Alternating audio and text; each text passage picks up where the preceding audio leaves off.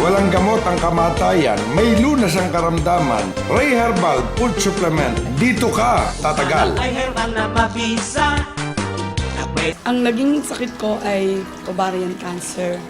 Stage 3B. Nung matukas namin, nung binayopsy yung kinuha sa akin. Nung magpa-check up kami sa doktor, sinabi niya sa akin kaagad, nabigla ako. Sabi niya, ako, delikado ito. Kinakailangan magpa-clearance na kayo. As soon as possible, ay kinakailangan ma-opera kayo. Meron ko kayong bukol, and I think this is cancer. Ayun na nga, in-schedule niya ako.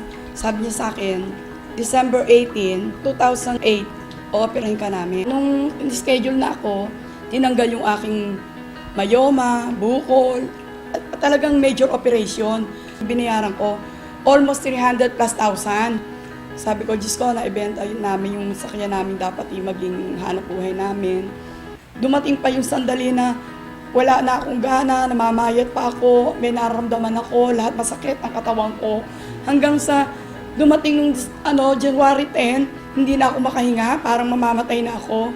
Di sinugod ulit ako ng husband ko sa hospital. Sinabi agad na stage 3B.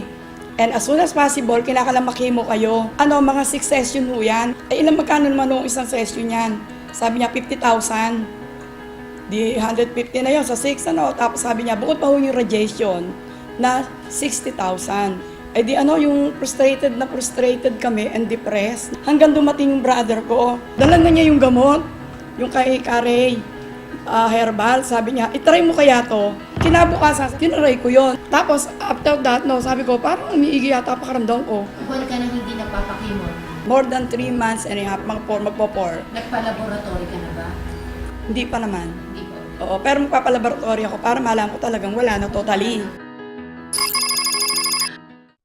Nagpunta ako dito sa office ni Bitag upang patunayan ko na talagang wala na ang cancer cells sa loob ng aking katawan. Ito, ipinakikita ko sa inyo na talagang wala akong kumalat na cancer cells sa loob ng aking katawan. At ako'y lumalakas pa ako. Nagkakaroon ako ng resistensya na makakain, kumakain, himbing natulog dahil sa herbal ni Carey. Nagpakita ka na ba ulit sa doktor mo? Opo, nagpakita na ulit ako sa doktor ko at natuwa naman siya dahil pinakita ko rin yung aking resulta ng aking ultrasound. Sabi ba, magaling niya. Sabing ganon. Umiinom lang po ako ng herbal, yun ang sinabi ko, yung katotohanan. Anong sabi niya? Naniwala naman siya. Sabi, salamat. Kung nakakatulong pala sa tulong ng Panginoon Diyos at naniwala ka, nag-trust ka sa Kanya at sa herbal, marami din naman salamat at kami nakikita namin ang katotohanan sa iyo. Kaya nagpapasalamat ako lalo na kay Carey dahil siyang binigyan ng Diyos ng instrumento upang makatulong sa kapwa magpagaling ng lahat ng may sakit. Mabuti na lang at natuklasan namin yung Carey Herbal na nagpagaling sa asawa. Actually nga po, yung hipag ko, nung makita siya nung mga January, February, ang sabi sa kanya, akala namin hindi ka natatagal ng May. Pero ito po, June na ngayon. June na, kita niyo po ang aura ng asawa ko. Talagang, kumbaga sa bumata pa.